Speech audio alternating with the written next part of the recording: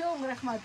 Бүгүн сизди деги ушундай кол чабууларга байыталчы көптөн бери сагынсаңыз керек, мындай эл алдында сахнада жүргөн адам болгондуктан дайым